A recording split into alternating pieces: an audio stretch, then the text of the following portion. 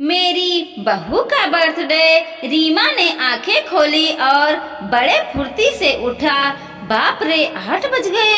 यह कैसे हो सकता है? मैं पिछले कई सालों से इतनी देर तक नहीं सोई हूँ, फिर आज यह कैसे हो गया?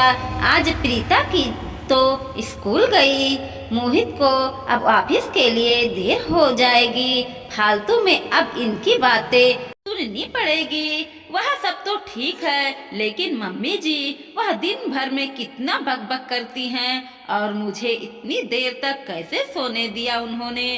अब तक तो उन्होंने घर सिर पर चढ़ा लिया होगा। क्या हुआ होगा? रीमा जल्दी से उठने लगी। मोहित खुशी चेहरे के साथ आया, वह भी तैयार होकर। Good morning Reema.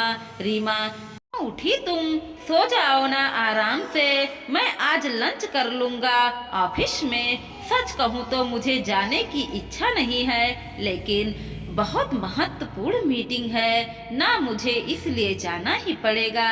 पर मैं जल्दी चला आऊँगा। शाम को बाहर जाएंगे घूमने।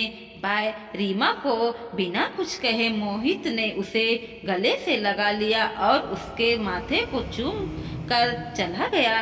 रीमा झट से बाहर आई। किचन में कोई भी आवाज नहीं आ रही थी और जब वह बाहर आई तो पापा जी की थाली में इडली बड़े दिखाई दे रहे थे। सांभर से बहुत अच्छी महक आ रही थी, लेकिन वह पैकेट से सांभर नहीं निकला। गरम करके उसे भी, यहाँ उसका मनपसंद नाश्ता है। रीमा आश्चर्य से ये सब देखती रही। अरे बहू, उठ गई? क्यों उठी? चलो अच्छा हुआ उठ गई। तुम्हारे पापा जी तुम्हारे मनपसंद का बड़ा लाए हैं, गरम गरम खा लो, फिर बाद में चाय पियेंगे साथ में। माँ जी ने सुमन को टेबल पर बैठाया। प्रीति कहाँ है? दिखी नहीं। सुमन ने पूछा। अरे बहू, मैं उसे स्कूल बस में बैठा कर आ गई। वह स्कूल होशियारी हो गई है। अब वह प्रीति जल्दी जल्दी करती है, सब अपना काम, तकलीफ नहीं देती। वह अब बैग बहुत भारी है, पर उसके ये लोग नहीं समझते कि बच्चे पर इतना बोझ नहीं डालते हैं। मुझे क्या बोले?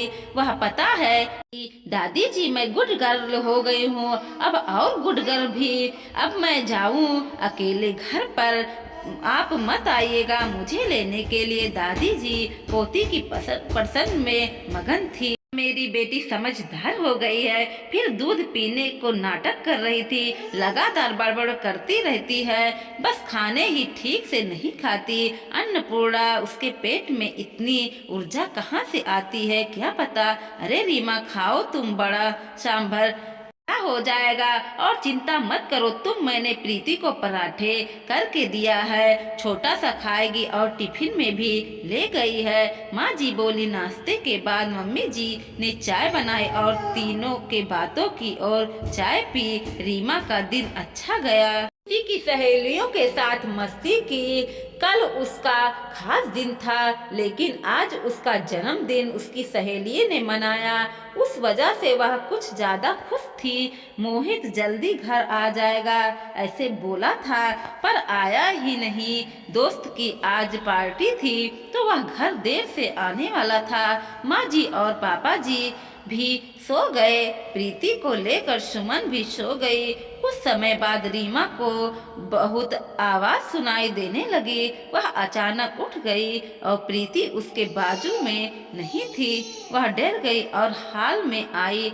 हर तरफ अंधेरा था और अचानक रोशनी आ गई। हैप्पी बर्थडे टू यू, अचानक जोर से बोले मम्मी जी, पापा जी। मोहित सब हंसकर उसे विश करते रहते थे। प्रीति ने दादी की मदद से सुंदर केक बनाया था। रीमा ने केक काटा और सबको खिलाया। सभी खुशी के मारे सो गए। फिर बाद में सुबह रीमा उठकर देखती है तो पास में सुंदर सा कार्ड था। उसकी बेटी प्रीति ने खुद छोटे हाथों से बनाया था। वह कार्ड देखकर सुमन बहुत खुश हो गई। उतने में एक बड़ी टेडी बियर ते हुए उसके पास आया। सरप्राइज मम्मा, यह मैंने तुम्हारे लिए स्पेशल बनाया है। मैं पेंगी बैंक में से सेविंग करके रीमा को गले लगाकर उसकी लाडली बेटी बोली। रीमा की आंखों से खुशी के आंसू छलक पड़े। अब मोहित की बारी थी। उसने रीमा से कहा कि वह अपनी आंखें बंद कर ले और उनके लिए लाया हो खूबसूरत हीरे का हार उसके गले में डाल दिया और उसे आईने के सामने खड़ा कर दिया।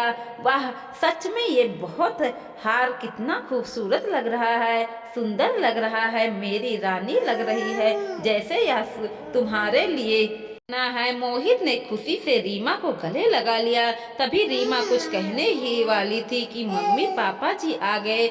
यह दुनिया की सबसे अच्छी बहू रानी के लिए, मतलब हमारी बेटी के लिए है। माँ जी पापा जी ने कश्मीर का टिकट रीमा के हाथों में रख दिया और रीमा उसके पैर पर आशीर्वाद लेने के लिए झुकी, लेकिन मम्मी जी उसे गले लगा लिया। पापा जी ने सर पर हाथ रखकर आशीर्वाद दिया।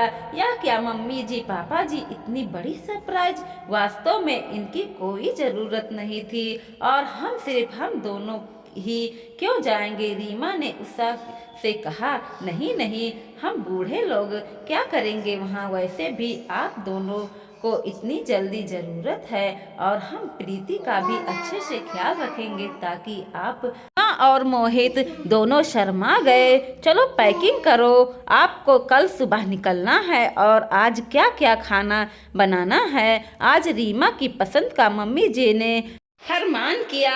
दिन आनंद में गया। शाम को रीमा की आरती करके मम्मी जी पापा जी ने उसे ढेर सारी आशीर्वाद दिया। रीमा इस प्यारी से पूरी तरह आभूति थी। पूरी तैयारी हो गई कि कल सुबह जाना है जल्दी से। ये बैग भर के मोहित और रीमा तैयार थे।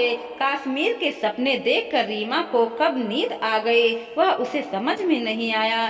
दोनों कश्मीर पहुंच गए जैसे स्वर्ग में हो। कितना खूबसूरत था सब कुछ। मोहित रीमा सब भूलकर एक दूसरे में खो गए थे। यह हंसी वादिये, ये खुला आसमान। मोहित गाना गा रहा था और रीमा जैसे नई नवेली दुल्हन की तरह शर्मा रही थी। एक दूसरे के ऊपर बर्फ के गोले फेंक कर छोटे बच्चों जैसे दोनों मस्ती कर रहे थे। दोनों आज ट्रेकिंग के लिए गए थे। बर्फ में ठीक से खड़े होने का असमर्थन सुमन एक दूसरे को ठीक करने के दौरान अपना संतुलन खो चुके बैठे और वह जोर से गिर पड़े। आंखें खुली कर देखी तो क्या उसके बेड पे से ऊपर वह गिरी पड़ी गई थी। बाजू में मोहित सोया हुआ था, मतलब वह सपना था। इतने में बेल बजी वाला आया होगा। वह बाहर आया। इतने में उसकी सास उसे बोली, अरे सीमा, हर रोज कैसे देर से उठती हो तुम? 15 मिनट देर हो गए हैं। आज तुम्हें जल्दी करो, अब चाय बनाओ और नाश्ते में कुछ अच्छा नमकीन बनाओ और मेरी सहेलियां आने वाली हैं। आज कुछ अच्छा खाना बनना उसके लिए और हम घर पर भी रहना, आज कहीं बाहर मत जाना। मम्मी जी की रोज की कट आलू हो गई और रीमा सचमुच सपने में हकीकत में आ गई। हमेशा की तरह हर कोई उसका जन्मदिन भूल गए थे। रोज रोज की भागा दौड़, घर के कामकाज, सास के ताने, ससुर की फरमाइश, पति की धुन पर नाचने और बेटी की लीला देखने में वक्त उसका दिन कब खत्म होता है वह उसे भी समझ नहीं आता था।